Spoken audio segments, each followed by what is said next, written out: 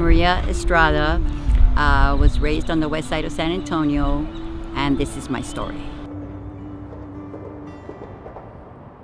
This is the side of town where I started my drug use. It was the worst side of town. Nobody sees anybody succeeding here.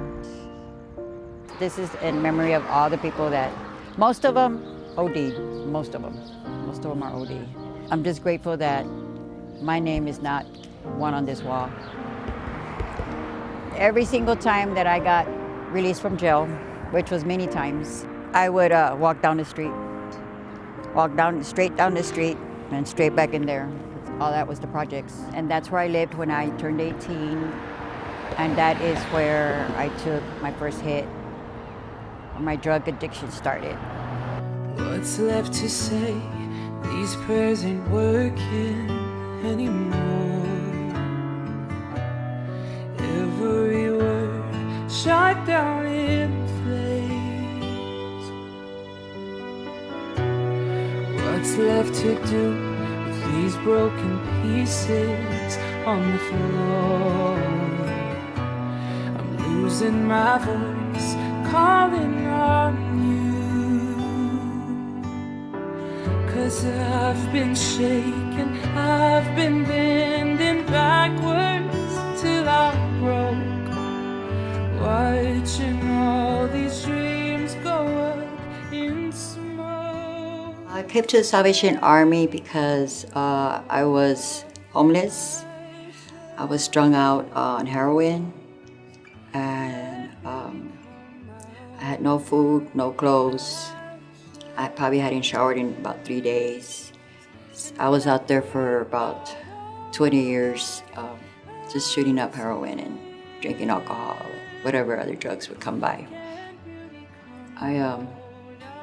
The only way I knew how to make money was to prostitute. So I needed help. I started off in the single women's dorm, which was an experience. So when you first walk in, it's like, it's scary for one. So it was a challenge. From the emergency shelter, I went upstairs to the transitional living. First got here and they made sure I had my hygienes, showed me to my new room where I was gonna be staying. It was amazing. It was wonderful. Like, wow, I'm really gonna stay somewhere decent in a house, you know. So I was upstairs for a year, and when it was time for me to go, my caseworker she was so awesome. She took me in the Salvation Army vehicle to go check out apartments. It was an awesome moment, awesome experience. She was there to be with me when I first walked into my first apartment in like 20 years. And that was awesome because, you know, it's just having somebody there that that's not judgmental, and she's not, I mean, it was just, she wanted to be there. She wanted to help me, and it's not very often that someone like me would run into somebody like that, you know, willing to help me with all their heart. Because I had a stable place to live, and I was able to stay clean off of drugs because I was in a new environment. My daughter would come see me. I had lost custody of her when she was 4 months old.